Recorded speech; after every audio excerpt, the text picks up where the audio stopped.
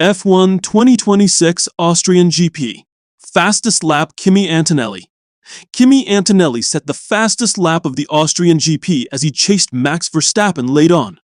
Kimi Antonelli claimed the fastest lap of the Austrian GP after setting a 1:10.374 seconds on lap 61, underlining his late race pace despite missing out on victory at the Red Bull Ring.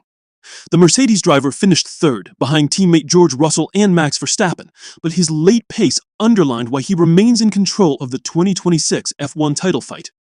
Antonelli had endured a messy opening phase, running wide more than once in the first few laps before brake concerns and a badly timed pit stop around the virtual safety car cost him valuable track position. But once he settled into the race, his pace became one of the major stories of the final stint.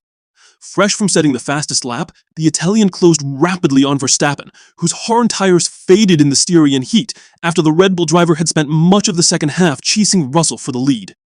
Antonelli resets after early mistakes. Antonelli briefly looked out of contention after a difficult start, with the Mercedes driver admitting he had been too eager in the opening laps. But after changing tires, he found a stronger rhythm and began to recover the pace that had made him the benchmark across much of the weekend. "I was a bit too excited in the first few laps and made too many mistakes," Antonelli said to F1 TV. "Once I changed tires, I reset and the pace was really strong. Just a shame I joined the party a little bit too late." That late charge almost turned third place into second. Verstappen had enough margin to survive, but only just, crossing the line 3/10 clear of Antonelli to secure his first podium since May's Canadian GP. For Antonelli, third still marked an important response after his non-score in Barcelona. The fastest lap point also ensured he limited the championship damage on a day when Russell took victory and moved back into second in the standings. Russell holds off Verstappen for victory.